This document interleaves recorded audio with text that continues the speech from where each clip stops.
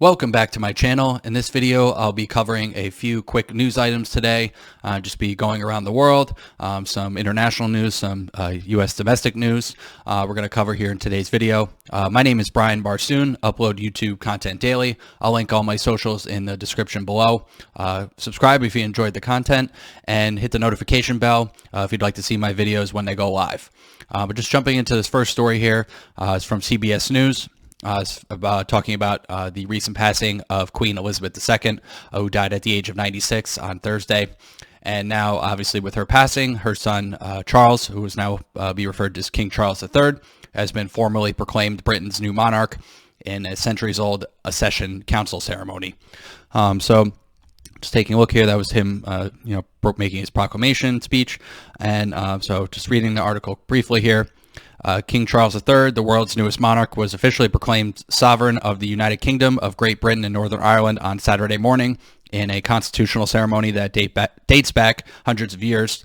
There's about 700 members of the council in attendance, including former prime ministers.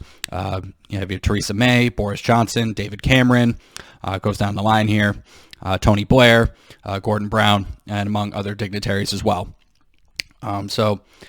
Just talking about how he, immediately became the king upon the death of Queen Elizabeth II. This is more of like a formality, a formal ceremony, if you will. In the U.S., kind of like how they do the inauguration. To give you a similar example.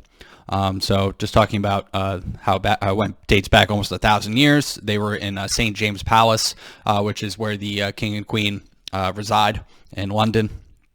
And obviously you could see all the royals there, and obviously Harry and Meghan Markle were there as well. Apparently they kissed and made up per the King Charles's orders. I read in a separate article. I'm not going to go into detail about that. It's not that important.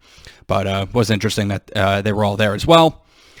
And, proclamation was then signed by members of the council. So just wanted to touch upon that briefly. It's a big story going around. Obviously, Queen Elizabeth II's passing, and now new monarch, King Charles III, now overseeing, United Kingdom of Great Britain and Ireland. So just wanted to go on that. Just moving on to another story here. And this it's a hard segue, so I can't really transition this any other way. So this has to do with the United States and gun purchases. This is from timcast.com.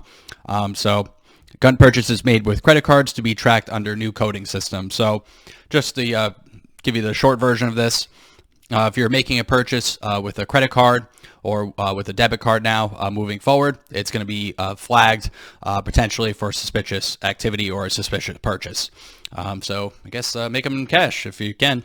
It's just the Switzerland-based International Organization for Standardization, ISO, approved a merchant category code MCC for gun retailers, which will allow banks and credit card companies to flag transactions.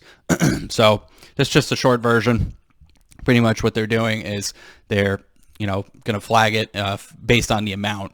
So if you make a high purchase, your bank's just going to flag it automatically.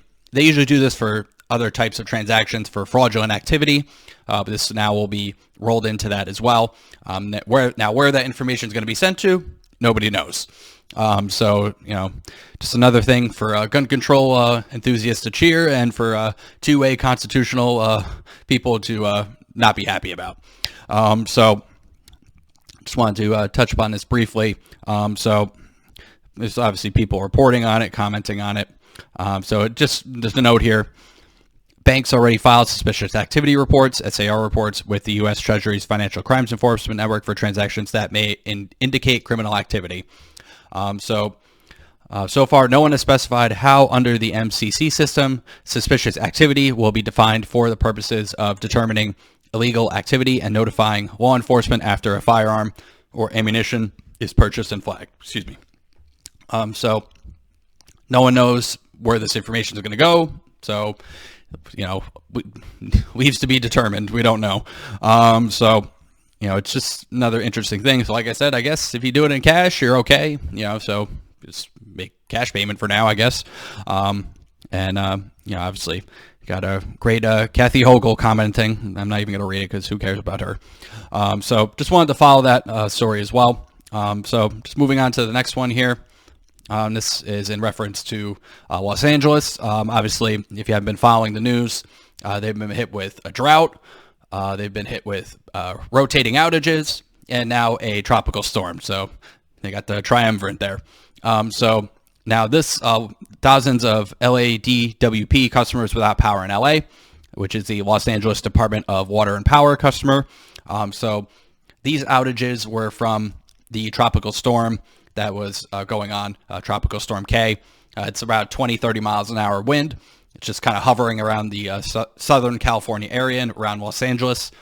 And because of that, there was about 24,700 services were knocked out at the time of this video. So it's updated to 3:35 Pacific time of September 10th. So I'm sure people will come back online in the immediate future, but just wanted to mention on that as well, because it was bad enough that they had to deal with limiting their electricity output from 4 to 9 p.m. per the Governor Gavin Newsom's orders to curtail the grid being overrun.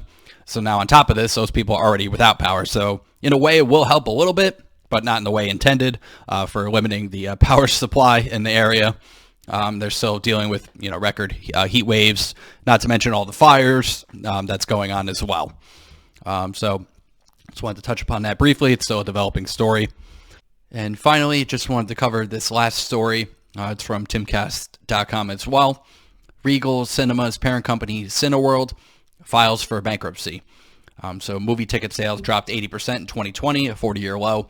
Obviously, from the pandemic, people weren't able to go to the movie theater, and a lot of people and companies switched to streaming services like HBO Max, Paramount Plus, Disney Plus.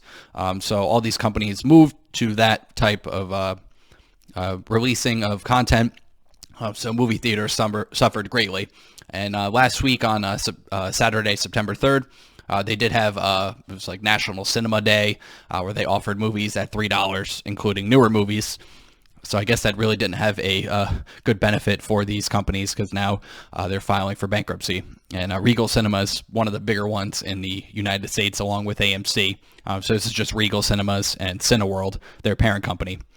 So let's read the article here. Excuse me. The United Kingdom-based Cineworld Group submitted bankruptcy paperwork to the U.S. Bankruptcy Court for Southern District of Texas. Company operates a total of 747 locations in 10 countries, including Knoxville-based Regal Cinemas. So they filed for bankruptcy, and it goes on. The pandemic had a irrecoverable impact on the movie industry, from delayed release dates, social distancing restrictions, just goes on and on. There was 80% drop in ticket sales. And for comparison, box offices recorded just over $11 billion in ticket sales in 2019 and only a little more than $2 billion in 2020. So that's where they're getting their 80% drop off. Obviously, it has rebounded a little bit now that businesses and companies have opened back up, but apparently not enough to forego bankruptcy. So we'll see what happens here, because they're, like I said, they're one of the biggest movie chains in the United States and in the world.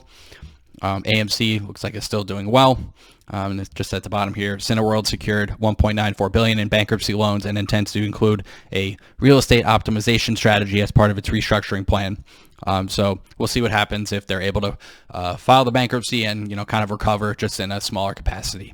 That's going to do it for this video. Comment down below on any of the news items I covered. If you have any questions or opinions, like, share, and subscribe if you enjoyed the content. Like I said, I'll link all my socials down below. And thanks for watching, and take care.